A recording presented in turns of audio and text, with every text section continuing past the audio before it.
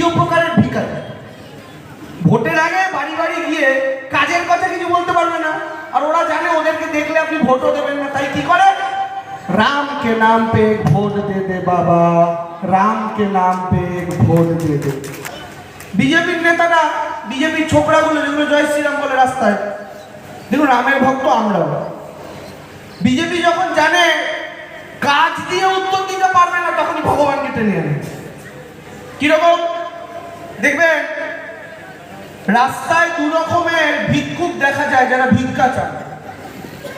এক রকমের ভিক্ষুক দেখা যায় যারা বিশেষভাবে সক্ষম, যারা কেউ দেখতে পান না, কেউ বলতে পারেন না, কেউ হাঁটতে চলতে পারেন না।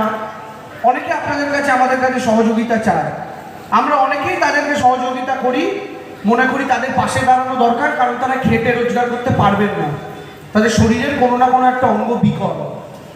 কিন্তু আরেক রকমের ভিক্ষুক হয়, এদের শরীর তরতাজা, হাত ভালো, পা ভালো, দেখতে পায়, বলতে পায়, শুনতে পায়, শুনতে পায়, কিন্তু তারপরে এরা ভিক্ষা করে। অর্থাৎ অভাবে নয়, স্বভাবে ভিক্ষা করে।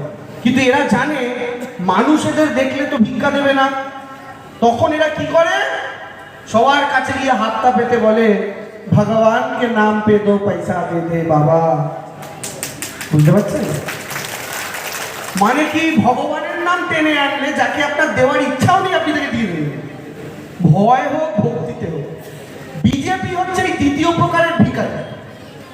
ভোটের আগে বাড়ি বাড়ি গিয়ে কাজের কথা কিছু বলতে পারবে না, আর ওরা জানে ওদেরকে দেখলে আপনি ভোটও দেবেন না, তাই কি করে, রাম কে নাম পে ভোট দে দে বাবা, রাম কে নাম পে ভোট দে দে।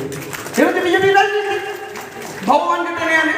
এখন দেখুন, আমি নিজেও রামচন্দ্রের ভক্ত, কারণ হচ্ছে আমি হনুমানজির পূজা করি, রোজ হনুমান চালিসা পাঠ করি, রামচন্দ্রের আরাধনা আমাকেও করতে হয়।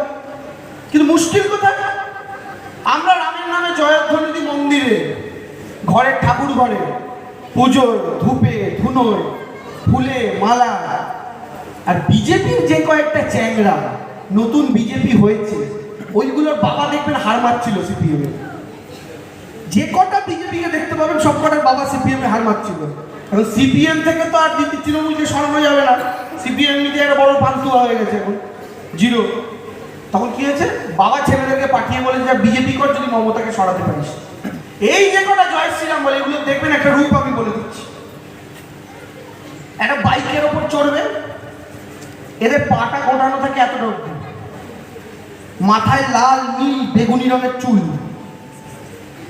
কানে পড়ে ছোট্ট দুল, মুখে ভরে পান পড়া, বাইকের গিয়ারটা গাং গাং করে ঘোরাবে, জয় শ্রীরাম। রাম এদের বাবার বন্ধু ছিল। এদের কিন্তু ভক্তি নেই, ভগবানের সাথে কোনো সম্পর্ক নেই। এরা ভগবানকে রাজনীতির মঞ্চে কাজে লাগাতে চায়। ভগবান কোনোদিন তো ক্ষমা করেন না, ভগবান কোনোদিন পছন্দ করেন না তাদের নিয়ে রাজনীতি করা হোক। তার প্রমাণ কি, দেখুন নরেন্দ্র মোদী রাম মন্দির বানালেন উত্তরপ্রদেশে, ভোটের আগে দাঁড়িয়ে মাইক নিয়ে বললেন আমি রাম মন্দির বানিয়েছি তাই আমায় ভোট দাও। দিদি পূর্ব মেদিনীপুরে জগন্নাথ মন্দির বানালেন, কিন্তু দিদি একবারও মাইক নিয়ে বললেন না আমি জগন্নাথ মন্দির বানিয়েছি তাই আমাকে জোড়া ফুলে ভোটটা দাও। দিদির প্রকৃত অর্থে ভক্তি, আর মোদীর রামচন্দ্রকে নিয়ে ব্যবসা। ব্যবসায়ী জায়গা থেকে এসছে, ব্যবসা করছে, কিন্তু ভগবানকে নিয়ে ব্যবসা করলে ভগবান খেপে যায়। তাই ভগবান মোদীজির কানটা দিলেন মূলে। কি করে বললেন, মোদীজি চিৎকার করে বলছিল আপকি বার 400 পার। আর রামচন্দ্র কানটা মুলে বলল 240-এই দাঁড়িয়ে থাকা। বাংলায় বিজেপির অমিত শাহ বলেছিল 42-35 তো হোকাই লিখকে রাখি।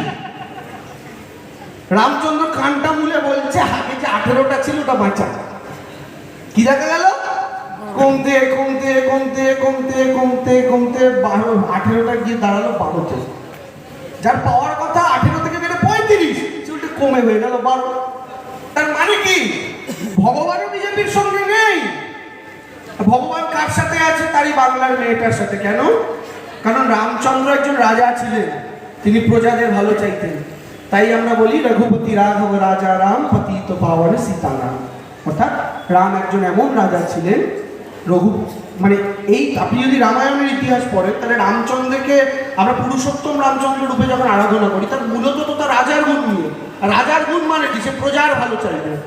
এখন মোদি আর দিদির মধ্যে প্রজার ভালো কে চাইছে এটা বোঝার জন্য তো বই পড়ার দরকার নেই, চোখটা খোলা রাখলেই বোঝা যায়, আর আপনাদের ব্লক প্রেসিডেন্টের কবিতা পড়লেও বোঝা যায়। সেই জায়গা থেকে আজকে 2026-এর বিধানসভা নির্বাচন আসন্ন। আগামী বছর মায়েরা দাদারা কিন্তু প্রধানমন্ত্রী বানানোর ভোট নয়, মুখ্যমন্ত্রী বানানোর ভোট। মানে দিদি মুখ্যমন্ত্রী থাকবে কিনা সেটা সিদ্ধান্ত নেওয়ার ভোট। এখন আমি আপনারা যারা দাঁড়িয়ে আছেন ভেতরে বাইরে, মাইকের আবার যত দূর অব্দি যাচ্ছে, আমি আপনাদের ছোট্ট দুটো প্রশ্ন করি মায়েরা। লোকসভার আগে বিজেপি বলেছিল আমরা জিতলে তো মোদী প্রধানমন্ত্রী হবে, বিরোধীদের মধ্যে থেকে কে? আমরা উত্তর দিইনি। আজকে বিজেপিকে আমরা সেই প্রশ্নটাই ফেরত দিচ্ছি যে আমরা জিতলে তো দিদি মুখ্যমন্ত্রী হবে, তোদেরকে উত্তর দে। শুভেন্দু যেই এসে মাইক নিয়ে বলবে কেন আমি, দূর থেকে দিলীপদা এসে গুটিয়ে দিয়ে ফেলে দিয়ে বলবে কেন রে বেটা আমার কি দোষ? যেই দিলীপদা বলবে আমি, দূর থেকে ছুটে আসবে নতুন সভাপতি শ্রমিক ভট্টাচার্য ছুটতে ছুটতে এসে বলবে সবাই তো সভাপতি হলাম আমি হবো। যেই শ্রমিক বাবু বলবেন আমি হব মুখ্যমন্ত্রী, ওদিক থেকে ছুটে আসবেন আমাদের লকেট চ্যাটার্জি দিদি এসে বলবেন না না মহিলার বিরুদ্ধে মহিলা, আমি হব চিফ মিনিস্টার। এই করতে করতে দেখবেন 8 জন 10 জন 11 জন 12 জন। বিজেপির মুখ আর শেষ হচ্ছে না, শেষে বুঝবেন না এটা মুখ নাকি রাবণের 10 মাথা। তো এই হচ্ছে বিজেপির অবস্থা। কিন্তু তৃণমূলের ফিক্স, তৃণমূল যতবার জিতবে মুখ্যমন্ত্রী হবেন মমতা বন্দ্যোপাধ্যায়। কিন্তু আমি আপনাদের জিজ্ঞেস করছি, মমতা বন্দ্যোপাধ্যায় এত বছরের রাজনীতিতে পশ্চিমবঙ্গটাকে যেভাবে হাতের তালুর মতো চেনেন, বাংলায় একটা রাজনৈতিক নেতার নাম বলতে পারবেন যে মমতা দিদির মতো রাজ্যটাকে চেনে? রাজ্যের গলি প্রান্তর বিধানসভা ব্লক।